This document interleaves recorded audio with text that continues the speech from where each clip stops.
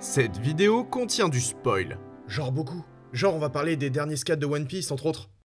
La vie est paisible au village de Syrup. Il n'y a pas grand chose à faire, surtout quand on est le fils d'un puissant pirate redouté et que l'on rêve nous aussi de vivre des aventures hors normes. Chef d'une troupe de faux pirates, le légendaire guerrier connu dans la contrée comme étant le capitaine Usopp ne manque pas d'énergie. Pourtant, c'est face à Kaya, une riche orpheline malade de son village, qu'il se livre à son activité favorite, le mensonge. Surnommé un temps Pipo en version française avant de récupérer son véritable nom, celui connu sous le nom de Sogeking, Sniper King ou encore God Usopp, passait ses journées à conter des aventures surréalistes à celle qui, dans sa tour d'ivoire, ne pouvait découvrir le monde par ses propres yeux. Racontant les mers et ses dangers, de la rencontre d'une baleine qui l'a dévoré, une histoire qui n'est pas sans rappeler l'aventure d'un certain Pinocchio, dont le nez fait aussi office de gros points communs, à l'existence d'un poisson rouge géant dont les excréments font la taille du Nil, Usopp s'amuse. L'imagination de l'homme est sans limite et ses mensonges poussés à l'extrême n'ont plus aucune crédibilité. Pourtant, il continue de raconter ses histoires imaginaires à cette jeune fille dans l'unique but de la faire rêver. Tout cela sans même se douter que peu de temps après, il rejoindrait les rangs d'un véritable équipage pirate et qu'il verrait chacun de ses mensonges prendre vie. C'est en partant à la recherche du One Piece et sur les eaux tumultueuses de Grand Line, aux côtés de celui qui deviendra probablement le roi des pirates, Monkey D. Luffy, que Usopp réalisera la promesse qu'il a faite à Kaya, devenir un preux guerrier des mers.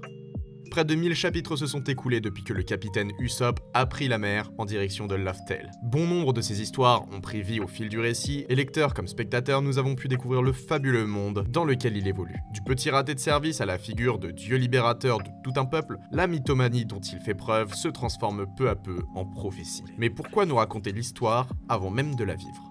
Pourquoi un auteur donnerait vie à un personnage capable de prévoir sans le vouloir l'avenir de son aventure? Eh bien, il s'agit là d'un procédé scénaristique plus répandu qu'on ne le pense. Des romans, des livres et des mangas, beaucoup ont utilisé ce procédé pour donner des indices à leur audience, des petites pistes permettant de susciter l'intérêt et de pousser à continuer, des gestes dans le non-dit révélant le final d'une histoire à une réplique banale, voilà quelques-unes des idées qui sortent de la tête des auteurs de notre monde. Aujourd'hui, il est temps d'ouvrir notre glossaire à la page Foreshadowing.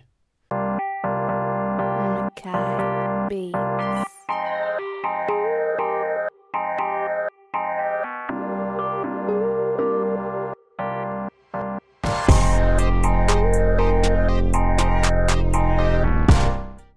Le foreshadowing est un procédé narratif complexe à mettre en place et pourtant il est bien plus présent qu'on ne le pense. Anglicisme pouvant être traduit en préfiguration ou présage dans son réel sens, il s'agit d'une méthode intéressante utilisée pour intriguer le spectateur sur la suite des événements. Le foreshadowing est une technique consistant à placer au fil du récit des éléments pouvant donner des indices sur le déroulé des futures actions. Dans la littérature comme au cinéma, il passe par la description précise d'une pièce mentionnant des objets dans le décor ou par des dialogues, et bien sûr sur les écrans c'est aussi à travers l'image, par la construction des plans ou par la position de la caméra par rapport au personnage que l'on nous donne des indices sur ce qui va arriver. Permettant de développer les attentes du spectateur par rapport au déroulé d'une histoire, cette méthode est très régulièrement utilisée par les écrivains et scénaristes pour capter l'attention dès le début d'une aventure. Contrairement au cliffhanger dont on a parlé dans un précédent épisode de Glossaire, le foreshadowing ne vise pas à tenir en haleine le public, mais bien à le pousser à s'intéresser davantage aux détails et à la construction du récit. Bien que certains pourraient dire le contraire, et c'est à mon avis une question qui se discute, il est possible de faire un rapprochement entre la méthode du foreshadowing et une règle de narration établie par un grand dramaturge, le fusil de Tchekhov.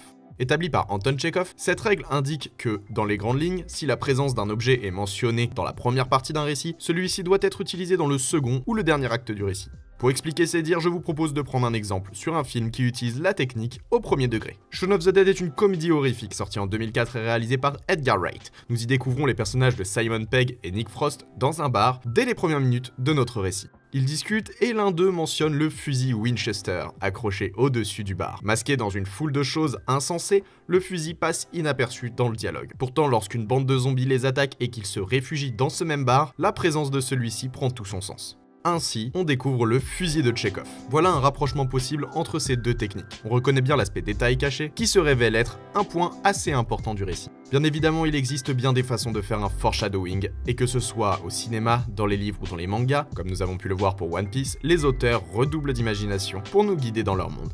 Pour revenir rapidement sur One Piece, il se trouve que son créateur et mangaka Eiichiro Oda aime particulièrement ce procédé. En 25 ans de navigation, il s'est amusé à placer de potentiels foreshadowing dans de nombreuses pages. Aujourd'hui, certains se révèlent être des faux semblants, d'autres s'avèrent réels. Usopp devinant le futur dans ses mensonges est un fait, et en attendant de nouvelles révélations, les fans de l'aventure continuent de s'amuser à décrypter les indices que l'auteur laisse sur son passage. Mais alors, si le foreshadowing est si présent, où pouvons-nous le trouver de nos jours ?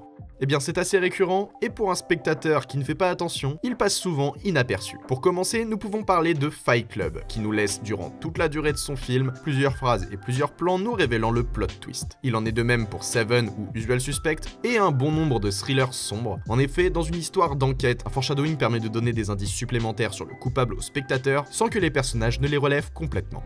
Dans les mangas aussi, nous pouvons les retrouver dans un bon nombre de récits. Le rythme de publication étant assez lent, il est important de trouver des méthodes pour créer l'intérêt chez le lecteur. En plus de One Piece, on peut aussi parler de l'Attaque des Titans, qui est très connu pour ce genre de révélation. Bien sûr, contrairement à ce dernier, les foreshadowing n'ont pas toujours comme objectif de bouleverser l'histoire, mais plus de montrer que le créateur suit bien le plan qu'il avait prévu. C'est le cas par exemple pour My Hero Academia, où certaines cases et bulles de dialogue mentionnent l'arrivée imminente de personnages et le développement en secret d'autres. Que ce soit sur papier ou sur écran, le foreshadowing fonctionne. Évidemment, il reste une technique complexe à mettre en place car il risque de révéler toute l'intrigue et retirer tout l'intérêt pour une œuvre. Aussi, il est souvent utilisé avec précaution. Pourtant, ce n'est pas pour rien que Marty se fait surnommer Clint Eastwood dès son arrivée au Far West. Ce n'est pas non plus pour rien que le professeur Alan Grant attache sa ceinture avec 2 côtés femelles. Il en va de même pour la Bible étant la voie de la libération dans Les Évadés, les agissements de Mr. Orange dès l'introduction de Reservoir Dogs, ou encore des dires de votre projectionniste favori qui vous guideront sans doute vers une future vidéo.